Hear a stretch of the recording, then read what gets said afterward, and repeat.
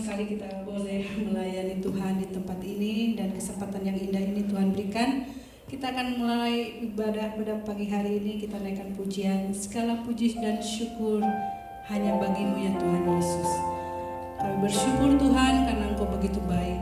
Engkau yang telah menyelamatkan kami, Engkau yang telah memberkati kami, Engkau yang telah memulihkan kami.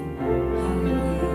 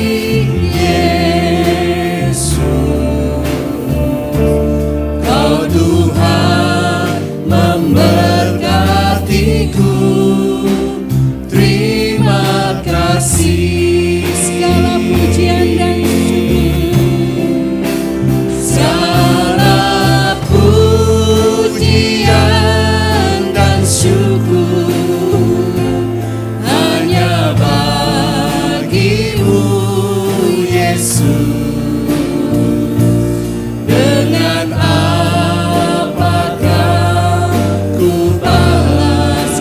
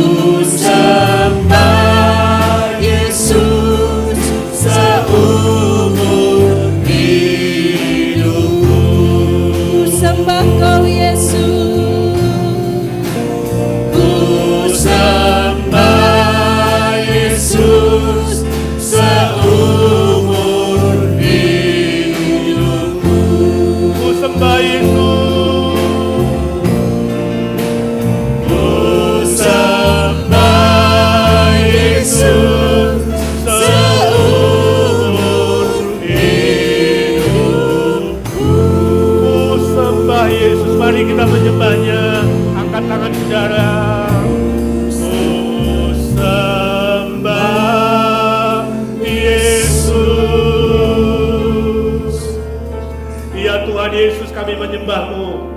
Engkau Allah kami, Engkau Tuhan kami yang bangkit dari kematian. Engkau yang mengalahkan maut, mengalahkan kuasa dosa dan kuasa iblis. Kami pun diberi jaminan kemenangan. Kami bersyukur Tuhan. Kami berjanji akan menyembah-Mu, memuji-Mu, melayani-Mu seumur hidup kami ya Tuhan. Ku sembah Yesus seumur hidupku.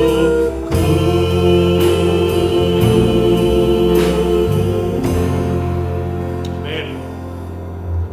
Pertolongan kita adalah dalam nama Tuhan yang menjadikan langit dan bumi.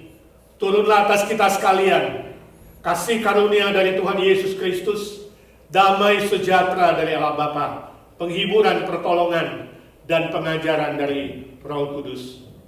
Amin. Ayat pembimbing diambil dari Injil Yohanes pasal 16 ayat 33. Ini perkataan Tuhan Yesus. Dia berkata, semuanya itu kukatakan kepadamu, supaya kamu beroleh damai sejahtera dalam aku. Dalam dunia kamu menderita penganiayaan, tetapi kuatkanlah hatimu. Aku telah mengalahkan dunia. Amin. Mari kita berdoa syafaat ya Tuhan. Bapa di sorga, kami bersyukur kepadamu. Kami boleh ada sampai hari ini. Kami boleh bersama-sama beribadah kepadamu di rumah kami masing-masing lewat online, ataupun dengan keluarga, dengan teman, atau sendiri ya Tuhan, Kau hadir, sebab Engkau Allah yang Maha Hadir. Sebelum kami teruskan ibadah ini ya Tuhan, kami datang ke hadirat-Mu, ingin mengakui dosa dan kesalahan kami. Kalau ada sesuatu ya Tuhan di pikiran, di hati, di tutur kata, di perbuatan kami yang tidak berkenan kepadamu, yang telah melawan firman-Mu ya Tuhan, ampunilah kami. Tuhan Yesus, biarlah dengan darah-Mu yang kudus sucikan dan layakkan kami untuk menyembah-Mu, memuji-Mu, dan siap menerima berkat-Mu. Terima kasih Tuhan, kasih setia-Mu yang selalu baru setiap hari. Ya Roh Kudus, Kau yang menolong kami, mengingatkan kami, membimbing kami, supaya boleh hari-hari kami selanjutnya berjalan sesuai dengan kebenaran firman-Mu. Saat ini ya Tuhan, kami ingin berdoa syafaat.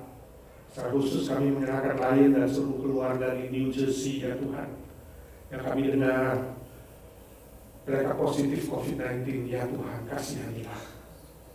Kami berdoa di sini, Roh Kudus pun bekerja di sana ya Tuhan. Dalam masa mereka karantin Tuhan, Engkau sendiri yang menjamah, menguatkan dan memulihkan.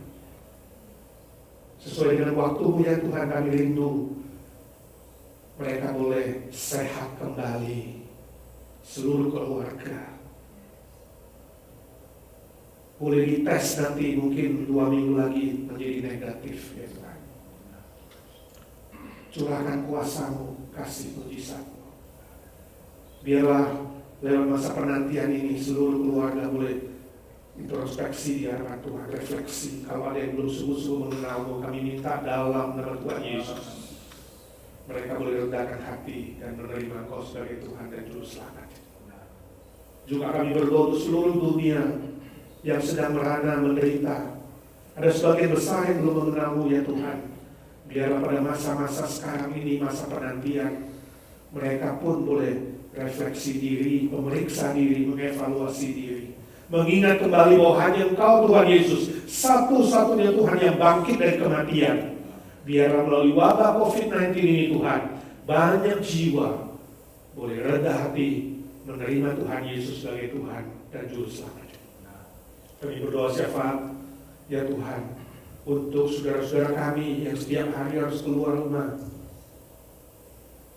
yang melayani baik di rumah sakit, convalescent home, maupun transportasi, maupun bisnis yang esensi, yang berinteraksi dengan manusia-manusia di luar sana Tuhan.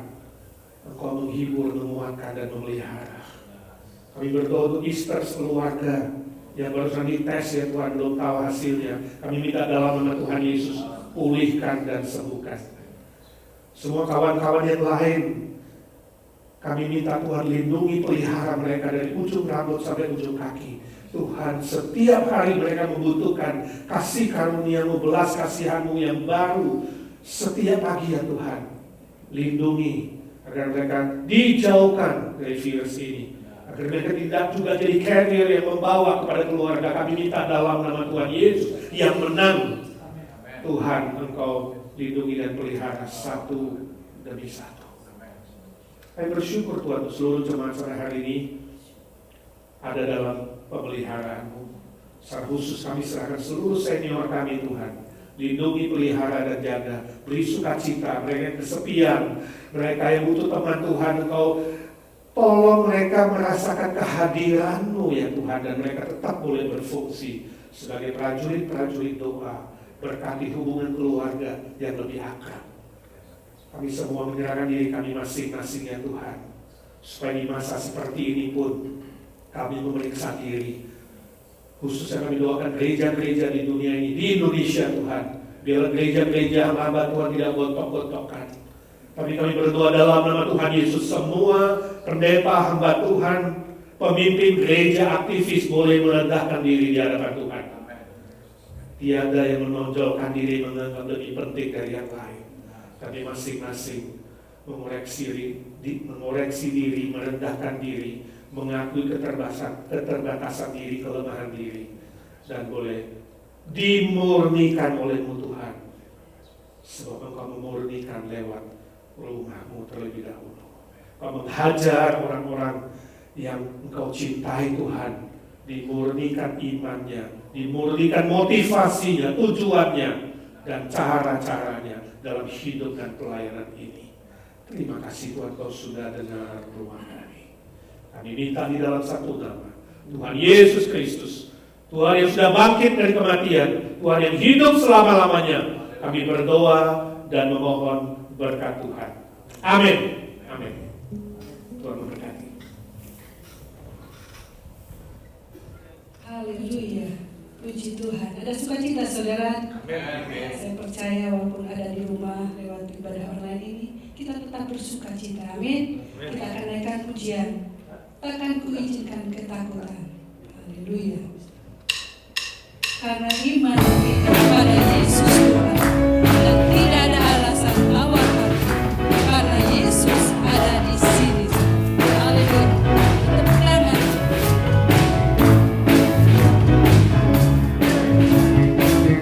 Takkan kuizinkan ketakutan, karena imanku pada Yesus Tuhan. Tak ada alasan tawar hati, karena Yesus ada di sini.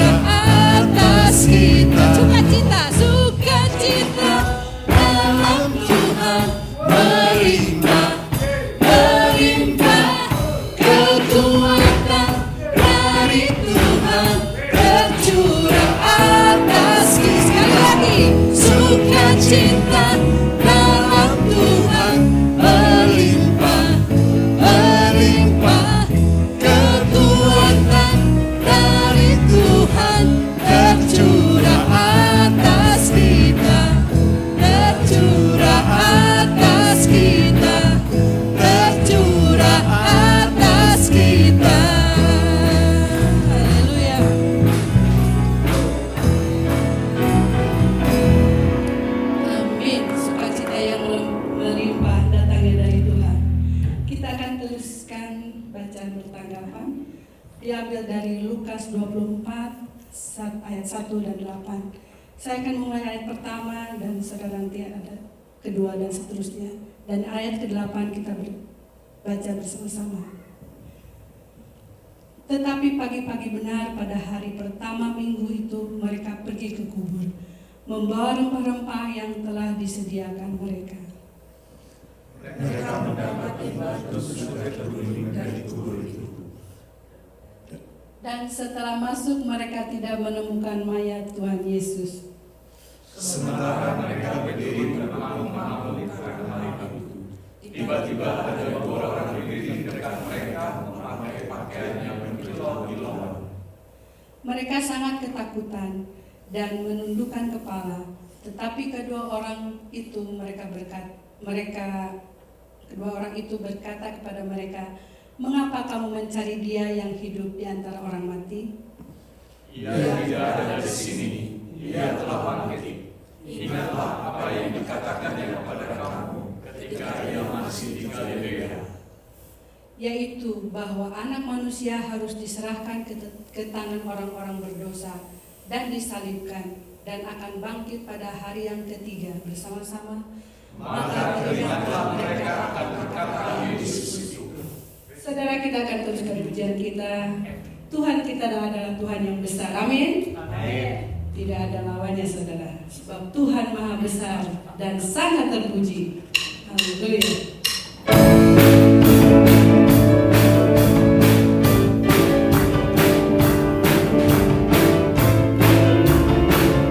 Saudara yang kuat berdiri, silakan berdiri.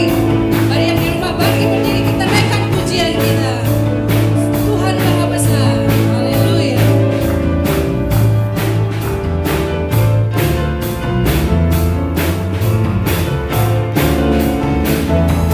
Sebab Tuhan Maha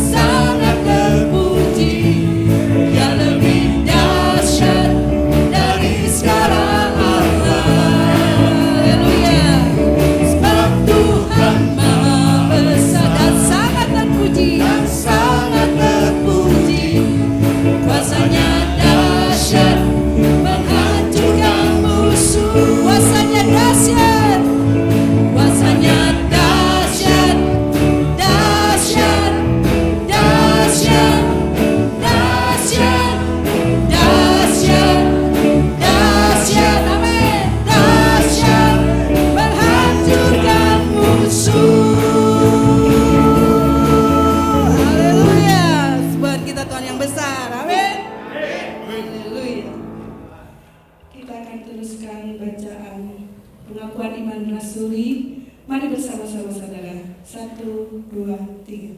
Aku percaya kepada Allah, Bapa yang Maha Kuasa, Khalik langit dan bumi, dan kepada Yesus Kristus, Anak yang tunggal Tuhan kita, yang dikandung daripada Roh Kudus, lahir dari anak dan Maria, yang menderita sengsara di bawah pemerintahan Pontius Pilatus, disalibkan, mati dan dikuburkan, turun ke dalam kerajaan maut, pada hari yang ketiga bangkit pula dari orang mati, naik ke surga, duduk di sebelah kanan Allah, Bapa yang Maha Kuasa, dan dari sana akan datang untuk menghakimi orang yang hidup dan yang mati.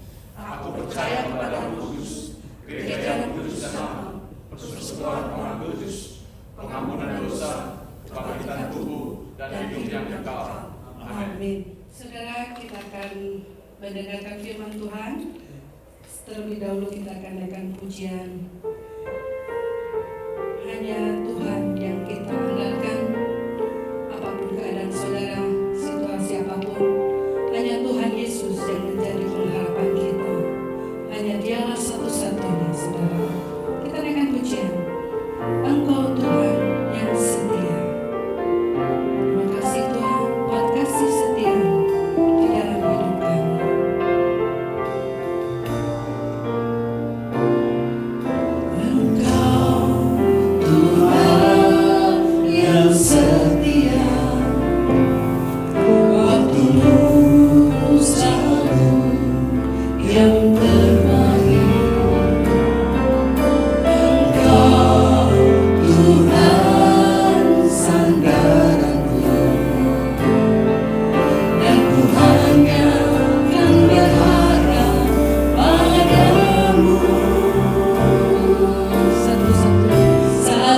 Satu-satunya yang ku andalkan,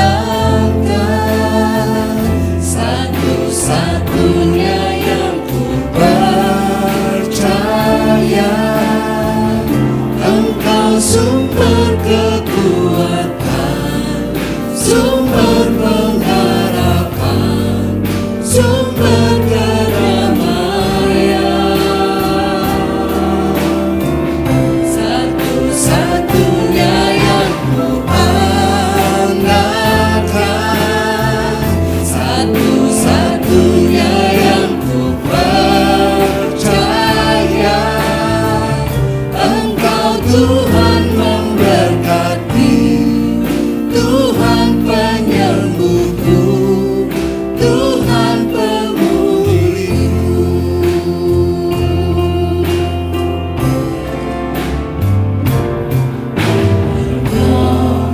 Tuhan yang setia, waktumu selalu yang terbaik. Engkau Tuhan sandarku, dan ku hanya kan berharap padamu.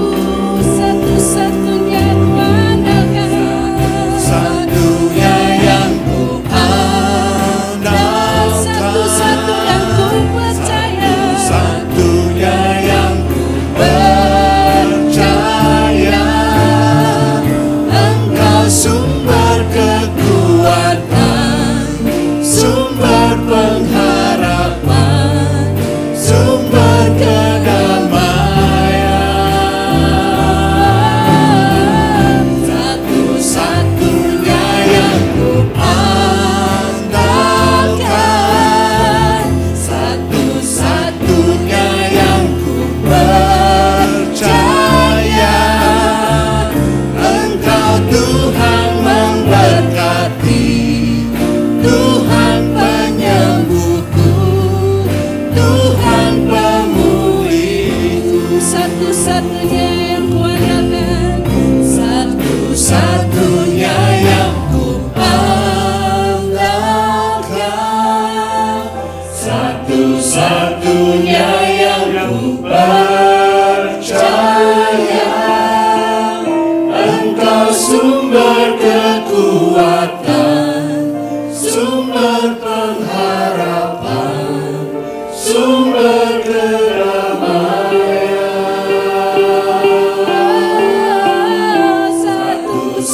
satu-satunya yang ku andalkan, Ya Tuhan, satu-satunya yang ku percaya. Engkau Tuhan memberkati, Tuhan penyembuhku, Tuhan memulihku. Engkau Tuhan memberkati. Engkau Tuhan memberkati, Tuhan penyembuhku, Tuhan memulihku. Ya Tuhan, Engkaulah yang memulihkan kami dari semua wabah ini ya Tuhan.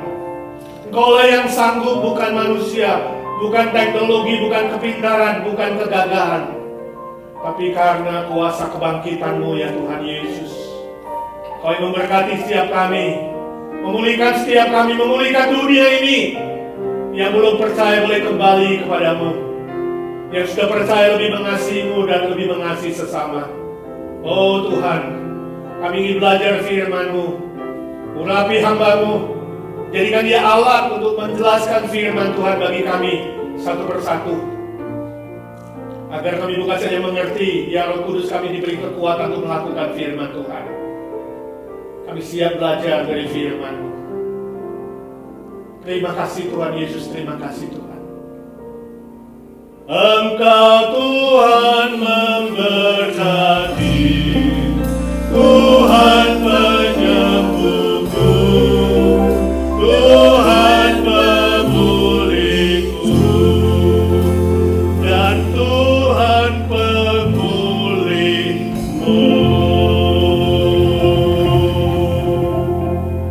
Amin.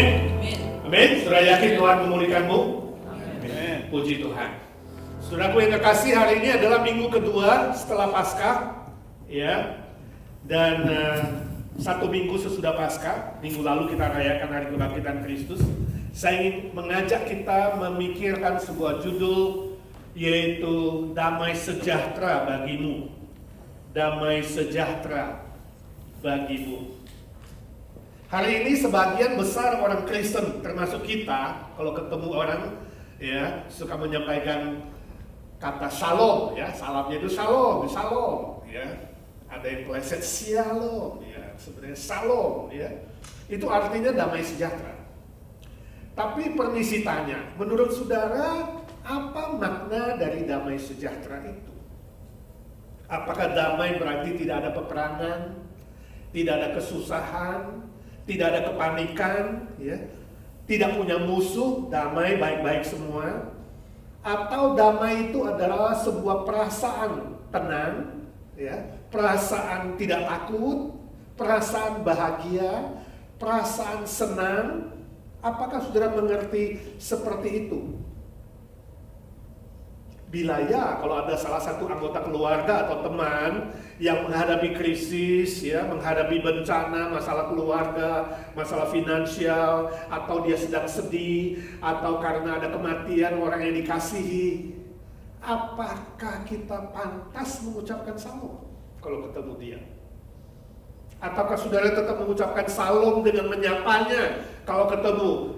Apakah itu tidak dianggap adalah perkataan basa-basi, perkataan murahan, atau apakah kira-kira perasaannya gak tersinggung? Uang lagi susah kok, ya, kenapa mengucapkan salam damai sejahtera? Ya, bila dunia kita sampai hari ini masih merana karena virus corona yang telah mengakibatkan berbagai macam krisis dalam aspek hidup manusia, politik, ekonomi, persenjataan, kesehatan, relasi keluarga, relasi sosial, dengan berbagai macam masalah-masalah lainnya yang terdampak. Apakah mungkin kalau manusia hari ini masih bisa mendapatkan damai sejahtera itu? Tidak heran hari ini ada banyak orang menganggap bahwa mustahil di dunia yang tidak sempurna ini, Di dunia yang penuh dengan berbagai macam persoalan ini, kita bisa mendapatkan damai sejahtera. Sebagian besar orang menganggap, oh damai sejahtera itu nanti kalau sudah mati, kalau sudah di sorga, baru ada damai sejahtera yang sejati. Benarkah demikian? Tidak heran saudara, banyak orang kemudian jadi apatis, menjadi negatif, ya, menjadi antisosial, menjadi anti Tuhan, menjadi anti hal-hal yang bersifat rohani. Ya. Semua pertanyaan-pertanyaan tadi mungkin menjadi pertanyaan saudara. Dan hari ini saya ingin membagikan apa sih kata Tuhan Yesus, apa sih kata firman Tuhan. Ya. Mari kita membaca, kalau saudara punya Alkitab, Injil Yohanes pasal 20 ayat 19 sampai 23. Ya, kalau saudara tidak punya Alkitab bisa baca di layar. Injil Yohanes pasal 20 ayat 19 sampai 23. Kita membaca bersama-sama, buka suara 1 2 3. Ketika hari sudah malam, pada hari pertama minggu itu, berkumpullah murid-murid Yesus di suatu tempat dengan pintu-pintu yang terkunci karena mereka takut kepada orang-orang Yahudi. Pada waktu itu datanglah Yesus dan berdiri di tengah-tengah mereka dan berkata, "Damai sejahtera bagi kamu." Ayat 20. Dan sesudah berkata demikian, ia menunjukkan tangannya dan lambungnya kepada mereka. Murid-murid itu bersukacita ketika mereka melihat Tuhan. 21. Maka kata Yesus sekali lagi, "Damai sejahtera bagi kamu. Sama seperti Bapa mengutus aku, demikian juga sekarang aku mengutus kamu." Dan sesudah berkata demikian, ia menghembusi mereka dan berkata, "Terimalah Roh Kudus." 23. Jikalau kamu mengampuni dosa orang, dosanya diampuni. Dan jikalau kamu menyatakan dosa orang tetap ada, dosanya tetap ada. Ini perkataan Tuhan Yesus. Firman Tuhan yang barusan kita baca di atas, ya, di teks itu tadi, ya, mengandung beberapa kebenaran penting, khususnya tentang damai sejahtera yang sejati. Yang pertama, damai sejahtera yang sejati adalah anugerah dari Yesus. Ini yang pertama.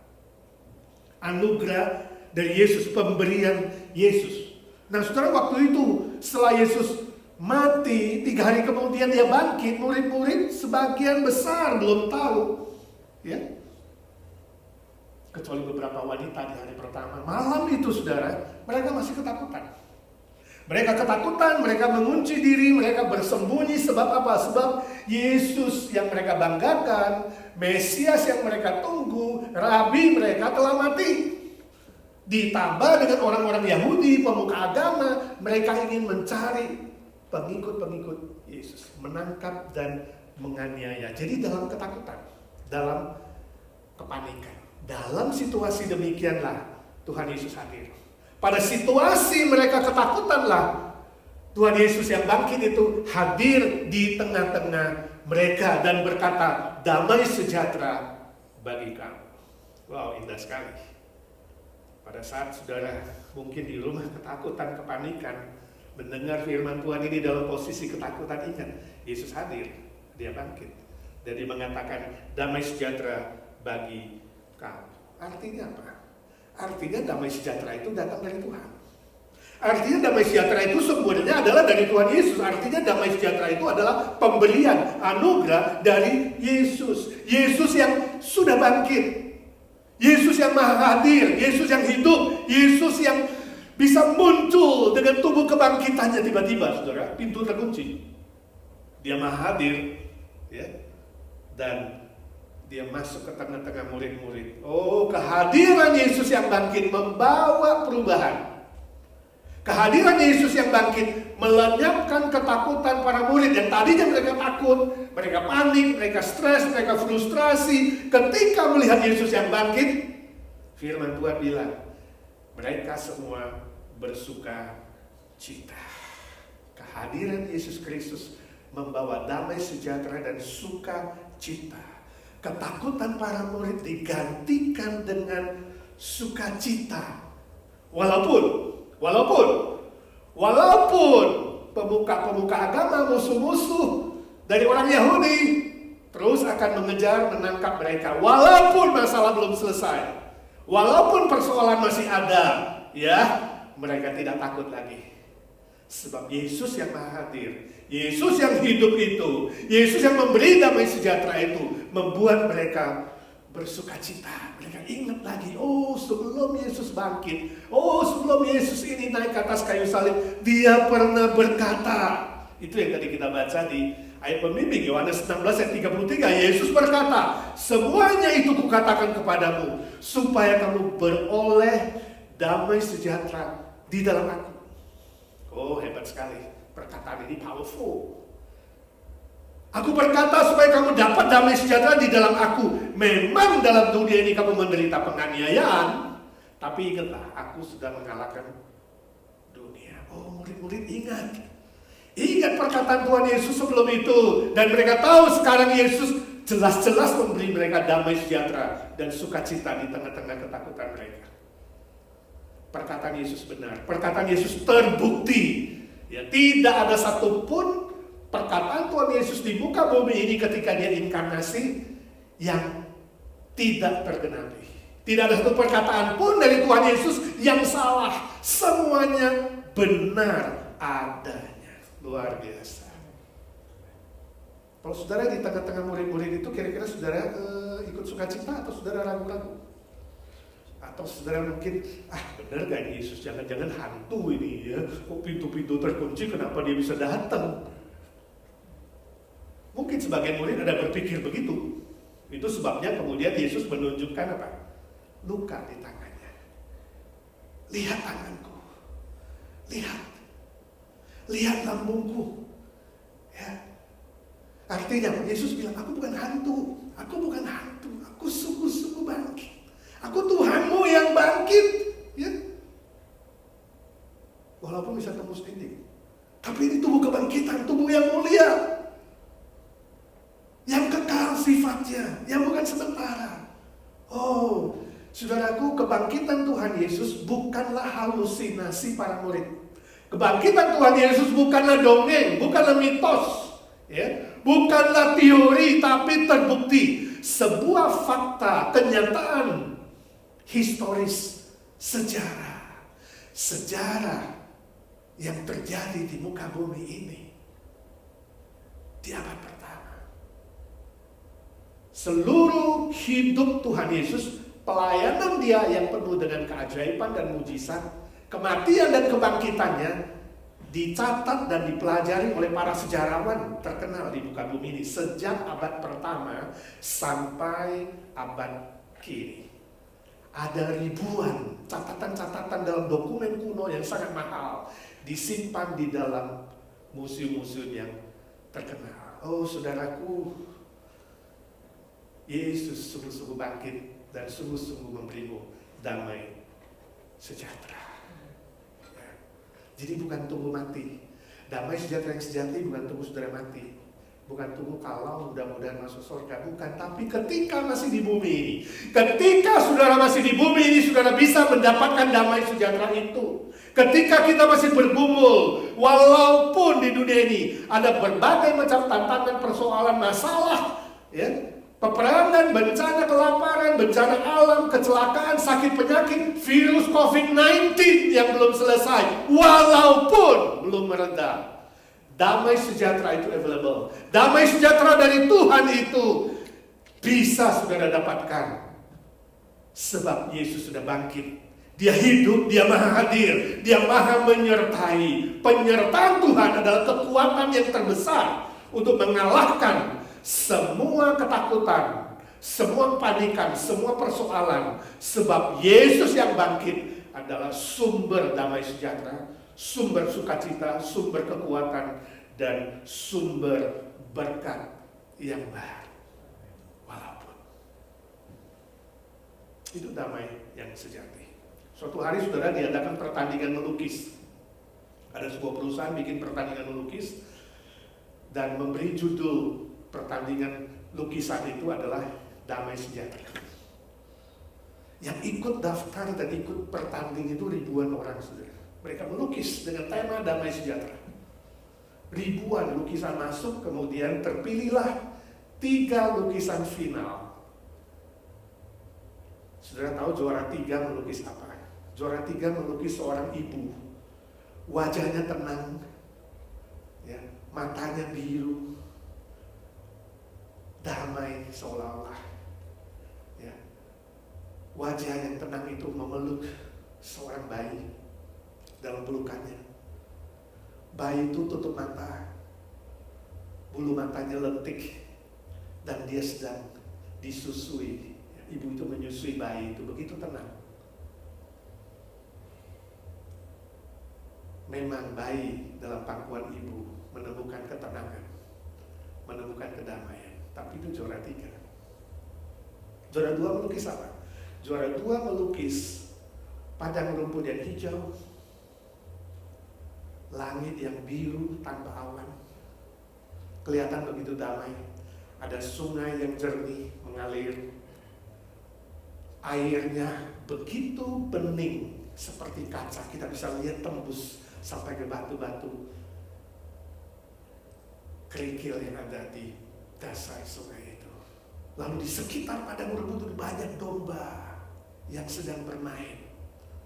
Semua wajah domba itu tenang, matanya bercahaya.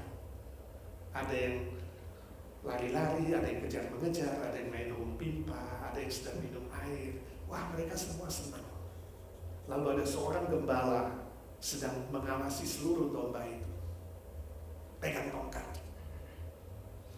Lalu dia menggendong seekor domba yang bermanja-manja di pundaknya. Domba itu matanya jernih, bercahaya, tenang, damai. Juara 2. Mungkin si pelukis mendapatkan idenya dari Mazmur 23. Tuhan adalah gembalaku, takkan kekurangan aku. Dia membaringkan aku di padang rumput yang hijau, di pinggir sungai yang jernih dan tenang. Juara 2 saudara. Tahukah saudara juara 1 melukis apa? Dia melukis sesuatu yang terbalik dengan juara 2. Dia melukis awan yang gelap. Sebentar lagi akan hujan lebat. Dari jauh kelihatan sepertinya awan itu membawa hujan. Dia melukis laut yang bergelora, ombaknya besar, ya. Ada angin, ada batu karang yang besar yang dihempas oleh air ombak itu. Seolah-olah suasana begitu mengerikan, tidak ada orang yang mau tinggal di pantai yang sedemikian. Lalu di tengah batu karang itu ada sebuah lubang, berdirilah seekor burung di sana. Matanya bercahaya, mulutnya terbuka, kemudian ada nodong balong. Artinya apa? Si burung kecil itu bernyanyi di tengah-tengah badai, ombak yang deras yang menghempas. Sebentar lagi hujan lebat, langit gelap. Si burung itu tetap bernyanyi. Mungkin lagunya Damai Sejahtera. Damai sejahteramu. Itu damai, saudaraku. Damai yang sejati ada di dalam. Ada di dalam kita ketika Tuhan menaruh itu. Walaupun di luar tidak bersahabat. Walaupun situasi dan kondisi kelihatan belum membaik. Tapi Tuhan Yesus bisa memasukkan damai sejahtera itu karena damai sejahtera yang sejati diberikan oleh Tuhan. Sumbernya dari Dia. Hadiah dari Dia, anugerah dari Dia yang sudah bangkit. Dan hari ini ditawarkan kepadamu damai sejahtera bagimu.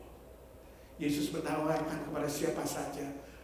Semua manusia memiliki harapan di tengah-tengah badai yang belum berlalu. Yesus berkata damai sejahtera bagimu. Maukah saudara hari ini mengatakan, ya Tuhan, aku mau mendapatkan itu. Aku mau menerima undanganmu. Aku mau menerima tawaranmu. Ketika Tuhan berkata, damai sejahtera bagimu kawan-kawan. Hei engkau yang sedang susah, engkau yang sedang sedih, engkau yang sedang sakit, engkau yang sedang menderita. Tuhan mengatakan, damai sejahteraku bagi kamu. Maukah saudara dengan rendah hati berkata, ya Tuhan aku mau. Ya Tuhan, aku menerima damai sejahtera yang kau berikan padaku. Terima kasih Tuhan. Itu respons yang positif. Amin. Puji Tuhan. Nomor 2, damai sejahtera yang sejati dijamin oleh Roh Kudus. Damai sejahtera yang sejati dijamin oleh Roh Kudus. Ayat 21, Tuhan Yesus berkata untuk kedua kalinya, damai sejahtera bagi kamu. Damai sejahtera bagi kamu. Ini artinya sebuah penegasan, sampai 2 kali. Sebuah penegasan. Sebuah kepastian. Ya. Jadi damai sejahtera yang ditawarkan oleh Tuhan Yesus itu adalah pasti. Bukan semoga, bukan mudah-mudahan, bukan insya Allah, bukan, tetapi pasti. Sebab apa? Sebab dijamin oleh Roh Kudus. Dijamin oleh Roh Kudus. Itu sebabnya Tuhan Yesus kemudian menghembusi para murid. Menghembusi. Dan dia katakan, terimalah Roh Kudus.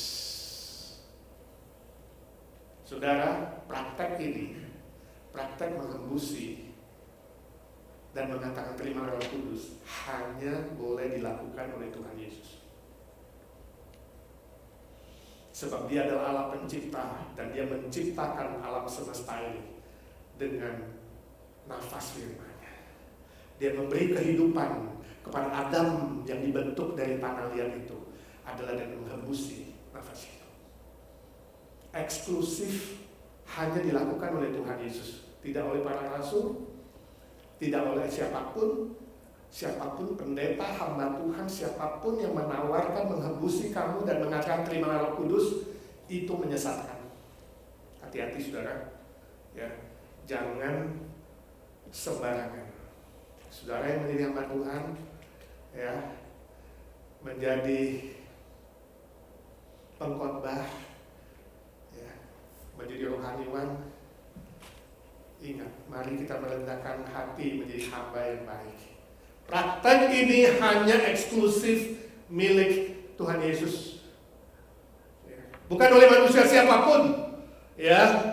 Jangan pernah saudara mau dihembusi oleh siapapun yang ngaku-ngaku pendeta, ngaku-ngaku nabi atau rasul, atau siapapun di muka bumi ini.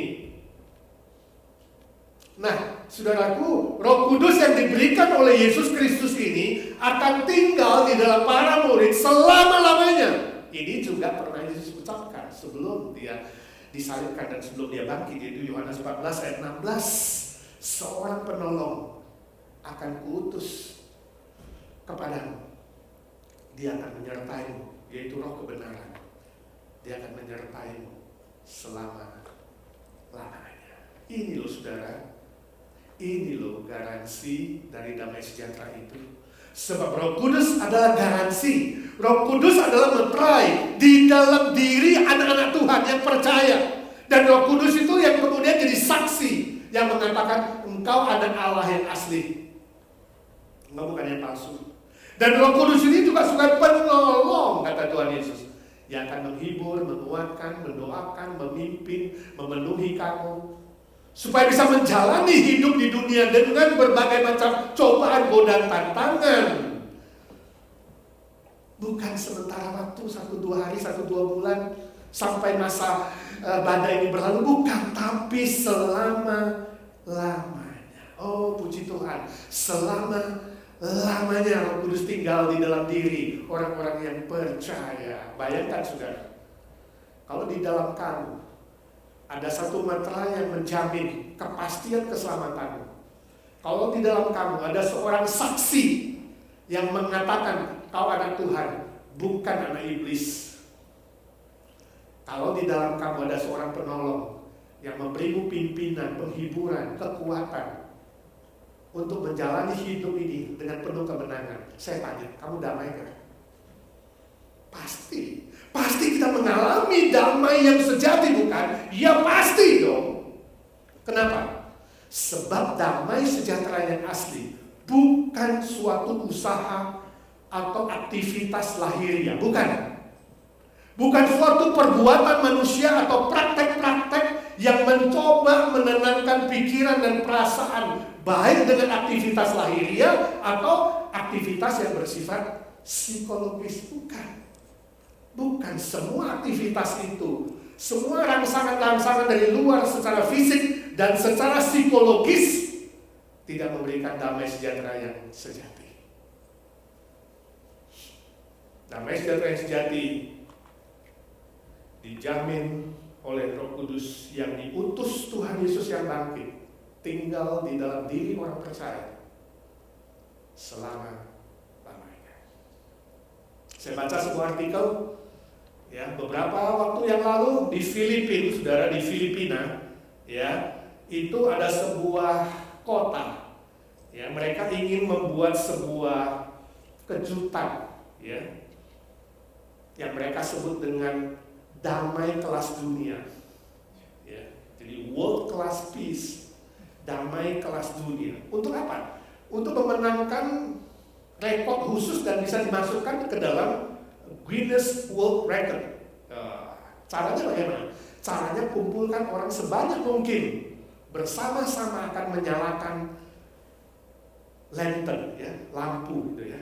Lantern itu lampu kertas itu. Ya, dan mereka, organisasi ini berhasil mengumpulkan 100.000 manusia. Wah, hebat sekali ya. Saya belum baca itu rekornya, betul-betul menang dan masuk ke World Record. Kayaknya seperti. Tapi mereka berhasil mengumpulkan 100.000 orang bersama-sama menyalakan lampu. Ya, lampu kertas itu dan diterbangkan. Wah, indah sekali. Langit berkelap-kelip. Ya, bercahaya di malam hari. Dan mereka mengatakan logonya, slogannya dibuat, yaitu apa? Damai dunia melalui damai di dalam. Yeah. World peace through inner peace. Nah, ini logonya mereka, slogan mereka. Caranya bagaimana? Mereka mengatakan organisasi ini akan mengajak sebanyak mungkin orang untuk apa? Untuk bermeditasi. Nah, dengan bermeditasi, mengosongkan pikiran dan hati, maka kita dapatkan ketenangan di hati dan di pikiran. Nah, kalau kita tenang di hati, di pikiran kita, maka dunia ini gak ada perang. Dunia ini jadi damai. Menurut mereka. Kelihatannya slogannya masuk akal. Tapi ternyata banyak dari para peserta tidak merasakan damai di dalam.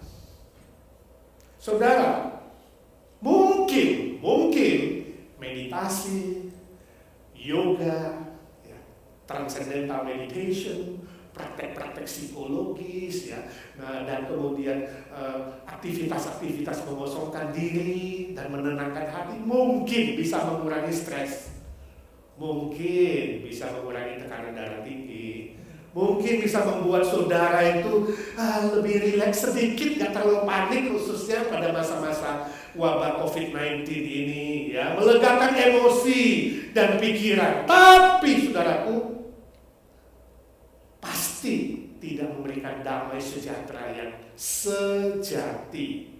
Kenapa? Perhatikan, sebab apa yang dilakukan manusia terbatas. Manusia itu terbatas, lemah, dan sementara. Apapun yang kau buat di dunia ini, itu sementara. Ya, itu lemah dan itu terbatas. Pertanyaannya, bagaimana mungkin manusia yang lemah, manusia yang terbatas, ya, manusia yang tidak kekal itu, manusia yang bersifat sementara itu, bersifat fana itu, bisa menawarkan damai sejahtera sejati yang seharusnya bersifat selama-lamanya, bersifat kekal, selalu benar dan kuat, bukan sementara, tapi selama-lamanya. Itu sebabnya Tuhan Yesus mengatakan, Roh Kudus yang akan tinggal di dalam kamu, menemani kamu, menolong kamu selama-lamanya. Terimalah Roh Kudus. Yesus berkebusi kepada semua murid. Permisi tanya saudaraku, sudahkah kau menerima Roh Kudus itu? Sudahkah? Kalau belum, saudara harus rendahkan hati, menerima Tuhan Yesus sebagai Tuhan dan Juru Selamatmu pribadi. Maka Dia akan mengutus, hanya Dia yang mengutus Roh Kudus tinggal di dalammu selama-lamanya. Kalau saudara mengatakan saya sudah terima Pak, permisi tanya, kamu sensitif gak? Kamu peka gak mendengar bimbingannya, mendengar pimpinannya, mendengar bisikannya? Kamu tahu gak suara Roh Kudus sedang di dalam kamu bekerja sesuai firman Tuhan. Suaramu bisa salah, suara manusia bisa salah, suara hati nuranimu bisa meleset, menyimpang, tercemar. Suara Roh Kudus selalu benar, selalu cocok dengan firman Tuhan. Itu sebabnya cintai firman Tuhan. Ya, sekarang kita masa lockdown, masalah work from home. Saudara lebih banyak waktu untuk apa? Nyamil-nyamil? Ya, sebagian sudah gendut, ya, banyak makan, ya, kerja di rumah katanya lebih gatel. Sudah ngopi, sudah nyamil, nanti ada cake, ada lalapa, ada kue lapis, ada macam-macam lah. Itu ya. Lebih banyak apa saudara? Lebih banyak nonton film seri. Oh, berapa season? Seri Korea berlipat-lipat. Atau saudara spend waktu dengan Tuhan, membaca firman-Nya, membaca surat cinta, membaca Alkitab. Saya bersyukur bahwa anak-anak Tuhan menyaksikan ya masa lockdown ini banyak belajar firman Tuhan, mempelajari firman Tuhan.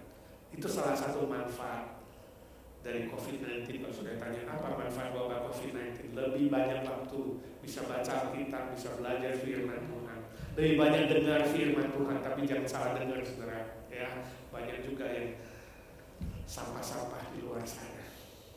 Saya harap saudara lebih memakai waktu mencintai firman Tuhan, bergaul dengan Roh Kudus, lebih mengenal bisikannya dan tahu yang mana yang benar, mana yang salah. Yang nomor 3, terakhir, damai sejahtera yang sejati disertai dengan misi khusus. Misi khusus. Tuhan Yesus sudah menyelesaikan tugas penyelamatan manusia dengan mati di atas kayu salib, menggantikan hukuman kita, bangkit kembali mengalahkan dosa, mengalahkan maut, mengalahkan iblis. Tugasnya selesai di atas kayu salib. Dia berkata, genaplah, sudah selesai tugasnya. Dia bangkit pada hari ketiga. Dan plannya adalah, rencananya 40 hari menampakkan diri kepada murid-murid, kepada orang banyak. 40 hari mempersiapkan murid-murid untuk meneruskan misinya di dunia ini. Dia selesai dan dia harus pulang ke rumah Bapa. 40 hari kemudian Tuhan Yesus naik ke surga, disaksikan orang banyak. Tugasnya selesai. Tapi misi di dunia belum selesai. Masih banyak manusia yang perlu diselamatkan. Itu sebabnya dia menyerahkan tongkat estafet misi khusus kepada para murid, yaitu pelayanan pekabaran Injil. Sebab itu Yesus berkata, ayat 21b, sama seperti Bapa mengutus aku, demikian juga sekarang aku mengutus kamu. Wow, Bapa mengutus aku selesai kembali, sekarang aku mengutus kamu. Itu misi khusus. Kemudian 23 dia berkata, jikalau kamu mengampuni dosa orang, dosanya diampuni. Dan jikalau kamu menyatakan dosa orang tetap ada, dosanya tetap ada. Wah, hebat sekali ya. Ayat ini tidak boleh sembarang ditafsirkan dengan berkata, oh ini otoritas khusus. Saya sebut misi khusus. Tapi ada orang kemudian menerjemahkan, oh ini otoritas khusus. Hebat ya kita ya. Tuhan mengutus kita, ya, memberi kita otoritas khusus. Lalu seenaknya mengatakan, seenaknya ya, berkata kepada orang-orang lain, hei, dosamu sudah diampuni ya. Aku tahu dosamu sudah diampuni. Hei, dosamu belum diampuni ya. Kamu itu masih ada dosanya, tetap ada. Yesus bilang, ya, aku pakai otoritas itu bilang dosamu tetap ada, dosamu diampuni. Oh, bukan itu, saudara, bukan. Bukan sembarangan, bukan seenaknya, bukan subjektif, sok arogan dan mengatakan aku pakai otoritas yang diberikan Tuhan Yesus. Bukan. Bukan otoritas khusus untuk sembarangan menentukan dosa orang, menghakimi dosa orang diampuni atau tidak. Bukan. Ya, juga bukan otoritas khusus untuk mengangkat diri. Mengangkat diri dan mengklaim diri. Aku utusan Tuhan yang otoriter. Ya, dia bilang otoriter, tapi mengklaim sebagai akulah utusan Tuhan yang secara khusus, ya, utusan Tuhan yang khusus. Ini arogansi subjektif, menganggap diri lebih hebat dari yang lain. Dari semua hamba Tuhan, akulah yang paling hebat.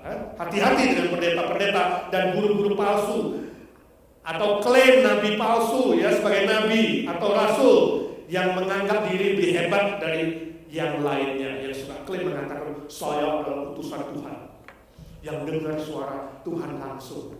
Saya langsung dengar suara Roh Kudus mendidik mengajar saya. Saya tidak perlu sekolah teologi, tidak perlu sekolah kitab. Gak perlu manusia mendidik saya, langsung Yesus mengajar saya, langsung Roh Kudus mengajar saya. Akses langsung. No. Bukan itu maksudnya. Ya, hati-hati juga yang mengatakan, oh saya dengar Tuhan bilang sama saya, ya, bahwa saudara harus melakukan titik-titik dan titik-titik. Hati-hati dengan yang begitu. Hati-hati juga, oh Roh Kudus bilang sama saya, Roh Tuhan bilang sama saya, saudara harus A, harus B, harus C. Hati-hati saudara. Apalagi kalau perintahnya itu, ya, sudah menyuruh saudara melakukan sesuatu yang aneh, sesuatu yang nekat, sesuatu yang gak waras, atau perintahnya itu mengkultuskan dirinya seolah-olah dia dewa, dia lebih hebat, dia lebih tinggi dari yang lain-lain. Semua yang lain itu gak benar. Hati-hati saudara. Walaupun pakai ayat, lalu cocok-cocokkan dengan ayat, hati-hati, ini namanya ilmu cocokologi, mencocok-cocokkan.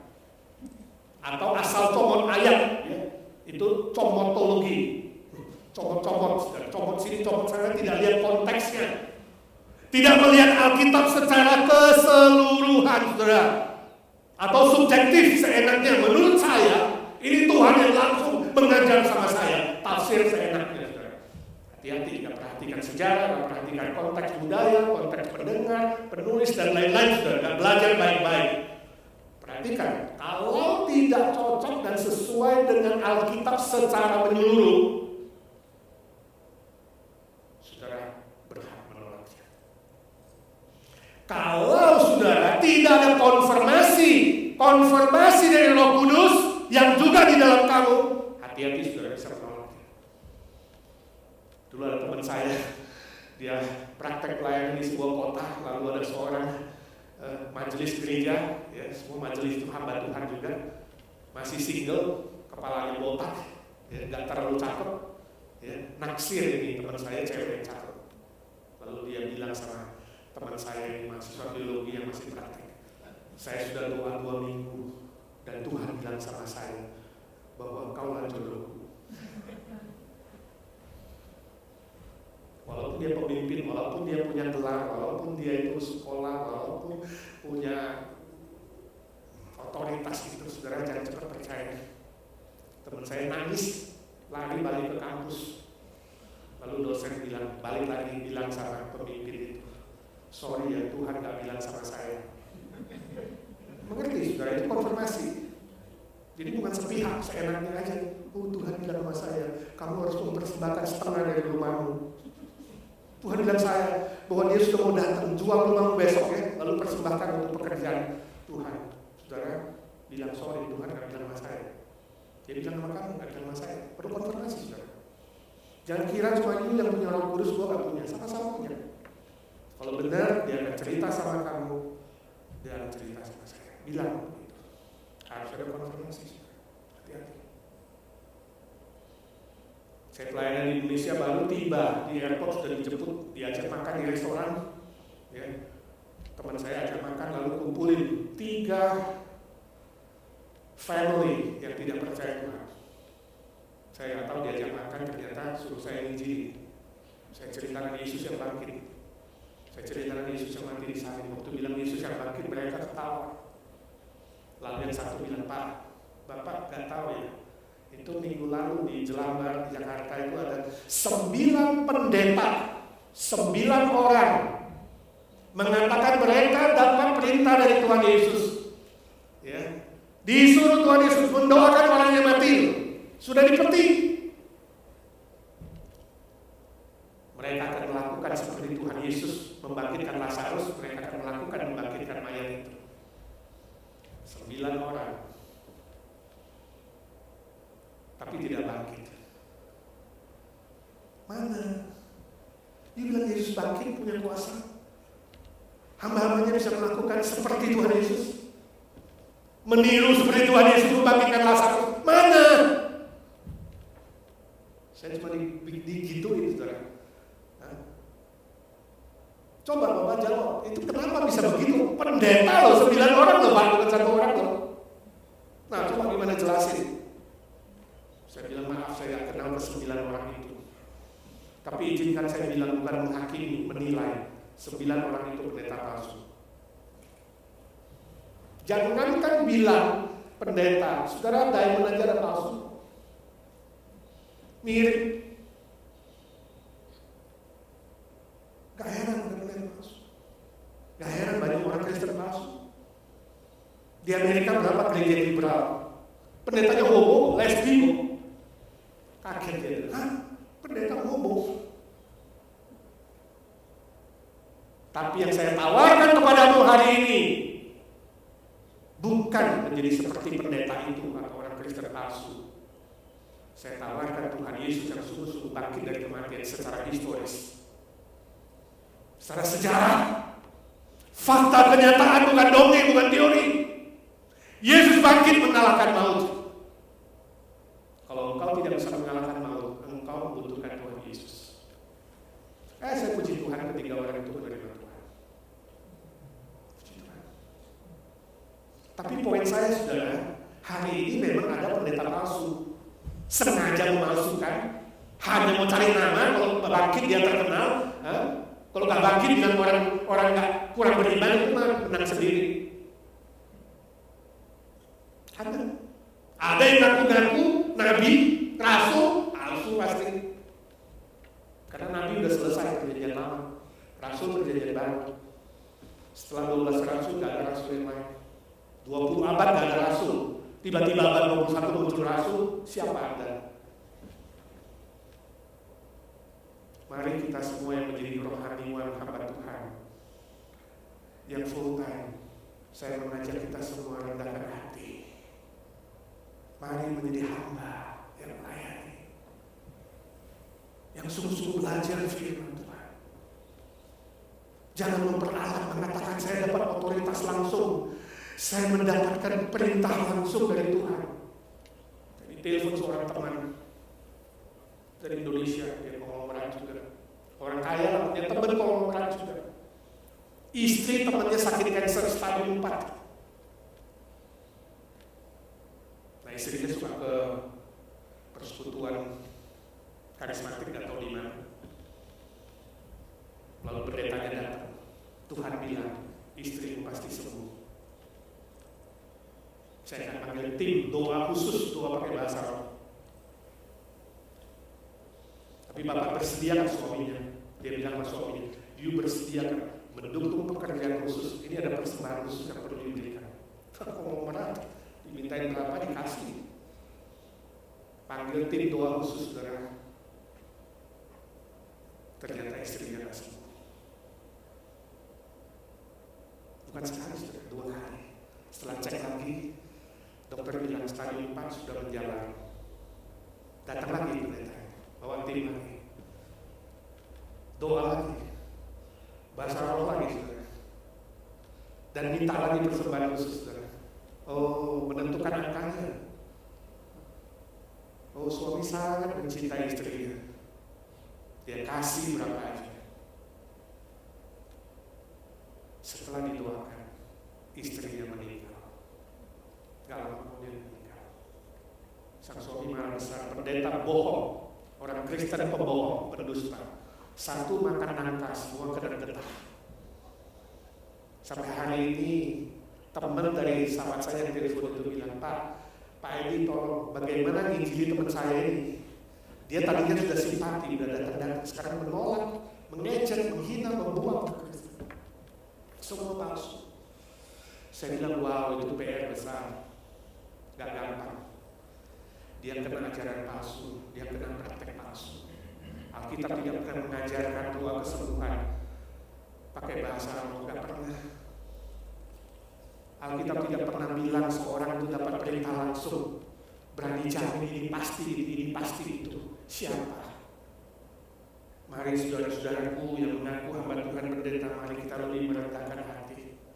Jangan mencoreng nama Tuhan, jangan mencoreng kekristenan. Yesus berkata, waspadalah, di zaman akhir ini akan muncul guru-guru palsu, nabi-nabi palsu yang coba menyesatkan banyak orang, bahkan yang bisa melakukan mujizat untuk menyesatkan orang-orang pilihan juga. Pulang saudara baca Matius 24 dan 24, hafalkan itu dan ingat baik-baik, siapa saja, saudara harus hati-hati, siapa saja yang berani sembarangan mengklaim otoritas khusus, dapat perintah khusus, dapat perintah Tuhan, suara khusus, wahyu dari Tuhan, nubuat dari Tuhan, hati-hati saudara. Alkitab sudah ditutup, gak akan tambah yang lain. Gak boleh tambah yang lain.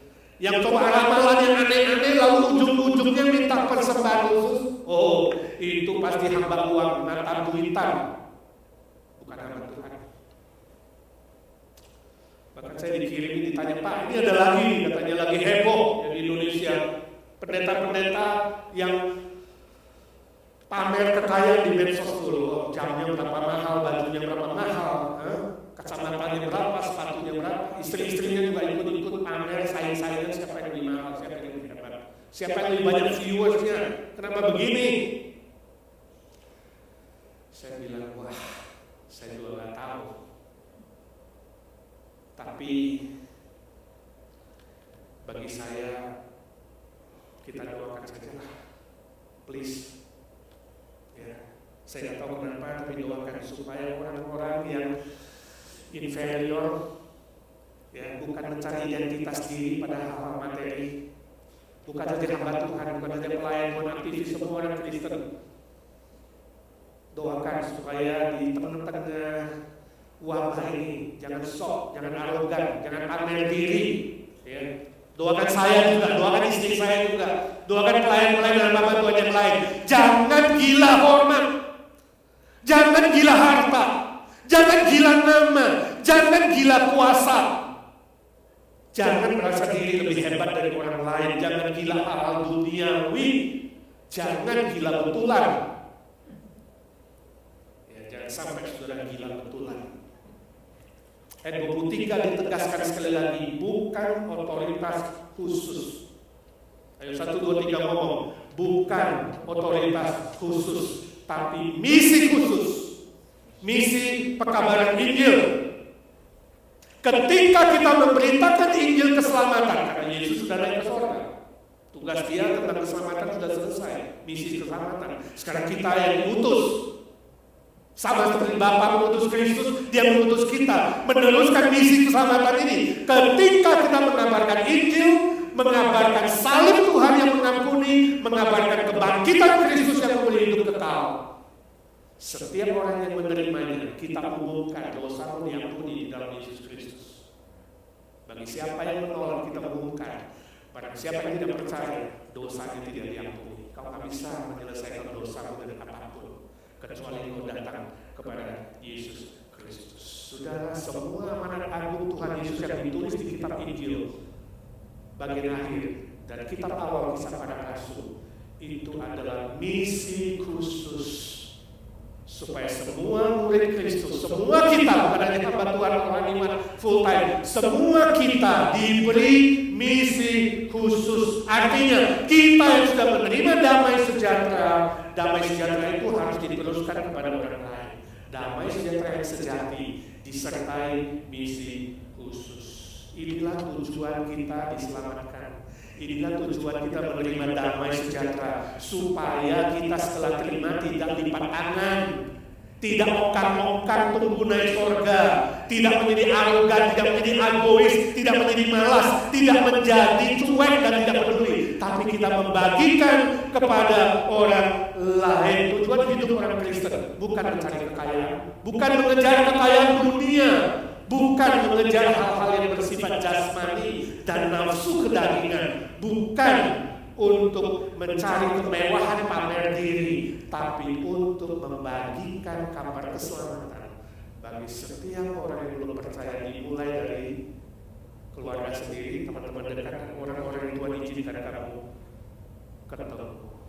Sebelum Kristus datang kedua kali sebagai hakim segala hakim bagi iman manusia, Injil Kristus harus disebarkan, dikabarkan kepada semua suku bangsa. Barulah kedatangannya akan tiba. Itu tanda terakhir sebelum Yesus datang kedua kali. Jangan cuek, jangan malas, jangan tidak peduli. Kalau Tuhan izinkan kamu masih hidup dan sudah terima damai itu, bagikan kepada yang lain. Saya tutup dengan cerita ini. Saya melayani di Australia waktu itu, khotbah di mahasiswa Indonesia di sana. Lalu sebelum khotbah saya ambil selembar kertas, tuliskan 2 cita-cita saudara.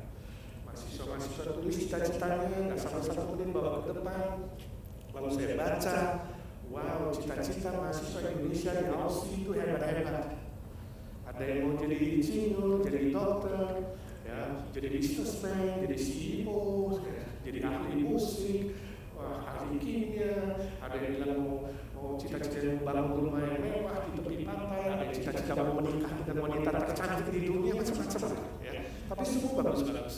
Saya katakan silakan gantung cita-citamu setinggi mungkin sampai di bulan. Kalau suatu hari nggak capai bulan, minimal kamu jatuh di sekitar bintang-bintang. Masih bintang saudara. Sekarang saya bilang ambil selembar kertas lagi, tulis cita-citamu. Kalau minggu depan Tuhan Yesus datang kembali, hari kiamat, mereka tulis-tulis lagi, nggak sampai 1 menit, bawa lagi ke depan. Saya baca saudara, berubah 180 derajat. Dari hal yang duniawi menjadi hal yang surgawi, dari hal yang sementara menjadi hal yang bernilai kekal. Ada yang tulis, aku mau langsung pulang ke Indonesia, injili nenek saya. Aku mau pulang ke Indonesia, injili bapak mama saya belum percaya. Aku mau rajin melayani Tuhan. Aku mau rajin baca firman Tuhan. Aku sudah bolong-bolong nih dalam melayani, suka malas-malas. Aku mau lebih tekun. Aku kabarkan Injil kepada, kabarkan Injil. Rata-rata banyak yang kabarkan Injil kepada orang-orang lain. Bahkan ada satu yang tulis, aku mau jadi pendeta. Saya bilang, ya ini pendeta super dulu. Sekolah 1 hari sih, karena sesuatu melayani 6 hari. Tapi poin saya adalah, kalau waktumu singkat, kau tidak akan bercita-cita hal yang bersifat sementara dan bersifat duniawi saudara. Izinkan saya tanya, apa cita-citamu? Kalau Tuhan izinkan badai ini berlalu, saudara panjang umur, apa cita-citamu? Lebih kaya? Hari ini banyak orang kaya nggak bisa spend mobilnya, mau beli ini nggak bisa, mau pergi ini nggak bisa, mau kesini nggak bisa. Ada itu ini. Biar kamu sadar, uang tidak membahagiakan kamu. Uang nggak membahagiakan kamu. Apa cita-citamu? Beli rumah lebih besar? Punya aksesoris yang lebih mahal, bersaing dengan orang lain? Lebih terkenal di medsos, viewermu berjuta-juta, itu cita-citamu. Apa cita-citamu kalau Tuhan masih memperpanjang umurmu? Oh saudaraku, sebenarnya kita semua dekat dengan maut. Kalau Yesus belum datang kita bisa pergi, iya kan? Kamu bisa pergi sebelum Yesus datang. Mari kita bercita-cita melakukan pekerjaan Tuhan, melakukan misi khusus, misi penginjilan ini, menghasilkan buah yang bernilai kekal. Sekarang itu menjadi cita-citamu minimal 1 tahun menangkan 1 jiwa. Amin. Mau 1 tahun 1. Kalau Tuhan izinkan kamu hidup di tahun ini sampai akhir tahun 2020, mau nggak kamu bawa 1 jiwa kepada Tuhan? Dunia kita ada 2/3 yang belum mengenal Tuhan. Ada orang yang coba hitung-hitung.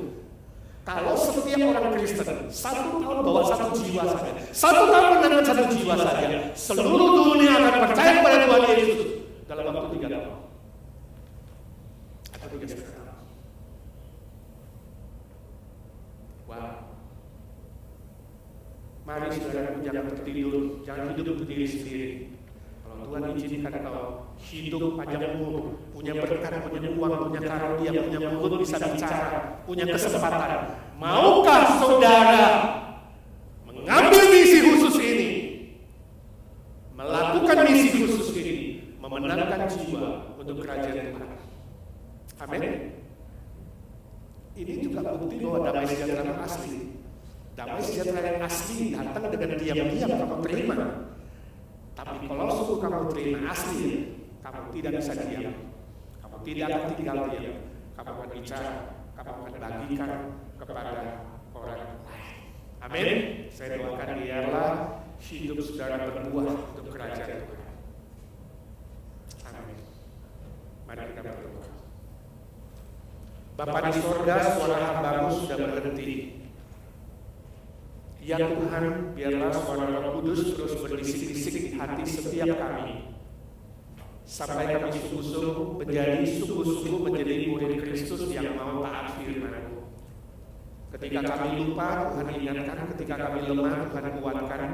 Ketika kami lalai, Tuhan tegur. Dan Tuhan pakai hidup kami yang sementara di dunia ini boleh menghasilkan nilai-nilai yang kekal.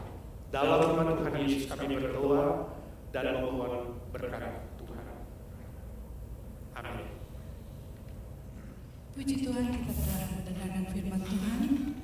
Kita akan naikkan pujian Hanya Yesus Jawaban Hidupku sebagai respon dari firman Tuhan.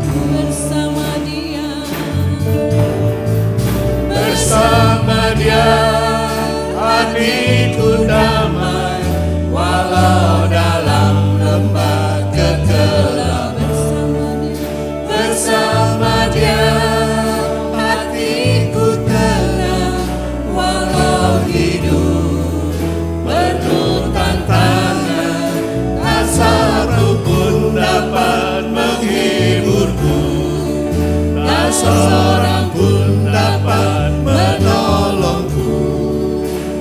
Hanya Yesus jawaban hidupku. Hanya Yesus. Hanya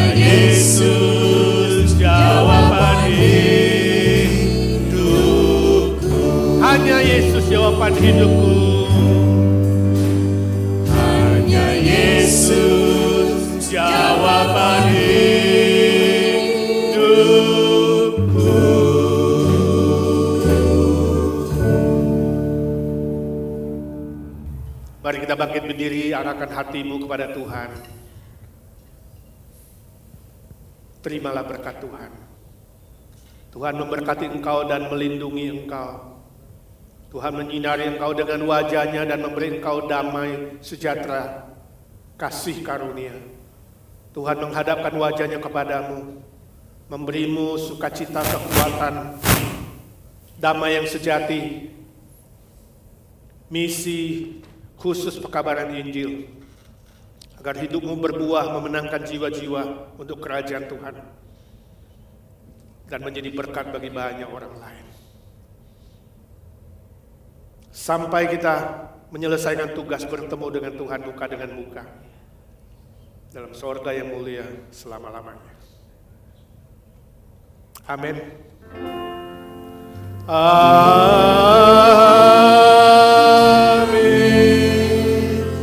Amin.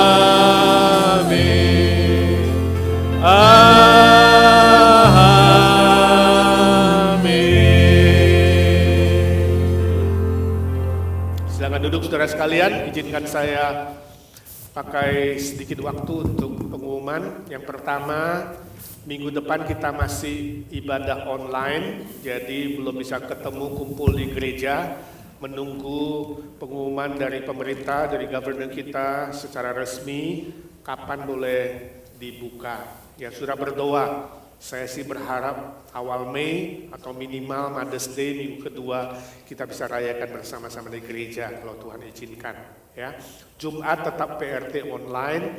Ya, dan sesudah itu kita ada zooming 1 jam, ya saudara ikuti 7.30 online, kemudian 8.30 sampai 9.30 itu zooming.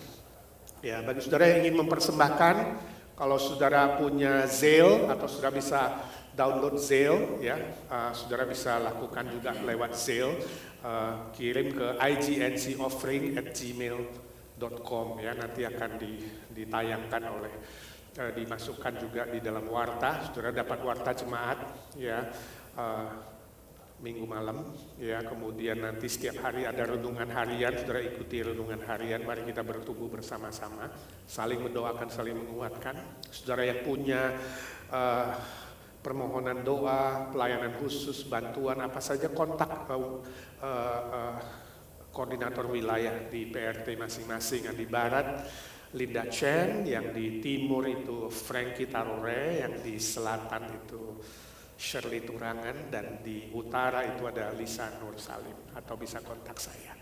Oke, Tuhan berkati. Kalau sudah duduk dengan suami atau istri dengan anak, ya salamin, boleh di-hug, katakan Happy Sunday, Tuhan memberkati, ya. Sampai ketemu minggu yang akan datang.